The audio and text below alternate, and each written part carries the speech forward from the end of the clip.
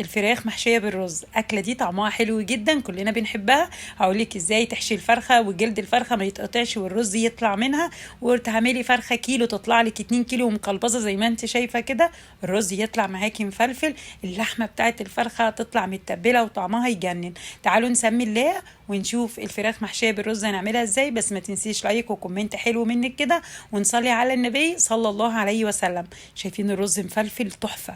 حلة على النار وحطيت معلقة كبيرة من السمنة وممكن زبدة مفيش مشكلة، ومعلقتين من الزيت عشان الرز يطلع معانا مفلفل.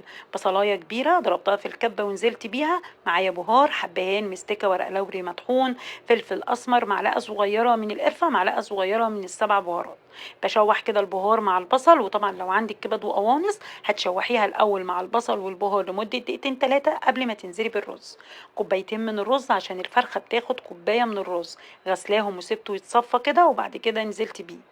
بشوح الرز مع البصل والبهار كده، وبعد كده بنزل بكوباية من المية دوبك بس تغطي الرز، عشان عايزين الرز يستوي معانا 60%، عشان لسه هيكمل سواه مع الفراخ فيطلع في الآخر كده معانا مفلفل. بعد ما الرز بيشرب المية بديله تقلبتين وهدي عليه خالص، وبعد كده بغرفه في صينية واسعة واسيبه يبرد. ما ينفعش تحشي الفراخ وهو مدخن كده، الفراخ هتبقى ريحتها مش حلوة، هتبقى ريحتها زفرة. طبعا جبت الفراخ بعد ما غسلتها كويس جدا، نقعها كده في محلول النقع اللي احنا عارفينه، ومتبلاها بملح وفلفل، وبعد كده بحشيها زي ما انت شايفه. اهم حاجه ما تمليش الفراخ رز، علشان لسه الرز هيزيد فما تفرقعش وهي بتتسلق.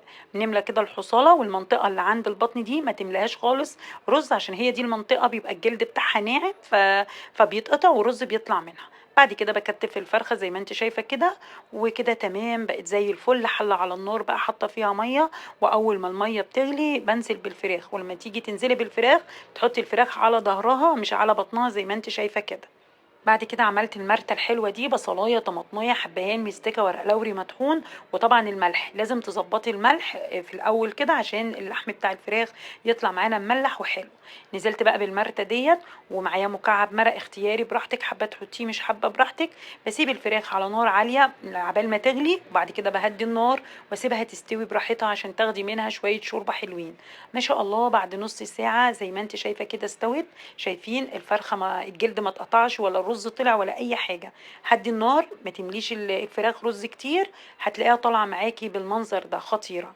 طبعا شويه الشوربه دول تعملي بيهم بقى ملوخيه، تعملي لسان عصفور، زي ما انت حابه تعملي اعملي، ما شاء الله زي العسل. الصينيه بقى دهنتها زيت، وهنا عايزه اعمل دهان كده ادهن بيه الفراخ يكون بسيط، مش عايزه صلصه ولا طماطم. فحطيت معلقتين كبار من الزيت، ومعايا كمان ملح، معايا فلفل اسمر، معايا عصير ليمون، ومعايا معلقه من البابريكا. وابدا ادهن الفراخ كده دهنه حلوه من جميع النواحي، من ورا ومن قدام ومن تحت ومن فوق. وبدخلها الفرن في الرف الوسطاني، مولعه الشوايه على نار هاديه. وما شاء الله يا سيدي على الفراخ اللي دي تشرفك في العزومات، ما شاء الله تبارك الله. ورشه كده من البقدونس عشان طبعا العين بتاكل قبل الفم، خطيره بصراحه. الفراخ دي مستويه بقى تسويه صح، الرز طالع معانا مفلفل.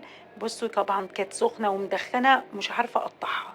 ما شاء الله خطيره وريحتها حلوه جدا جدا، ولحمها كده مستوي وحلو جدا. عايزاكي تجربي الفراخ بالمحشيه بالطريقه دي، ان شاء الله هتعجبك جدا جدا جدا. اشوفكم بقى في وصفه جديده، ما تنسيش لايك وشير وسبسكرايب وتفعلي الجرس عشان يوصلك كل جديد. السلام عليكم ورحمه الله وبركاته.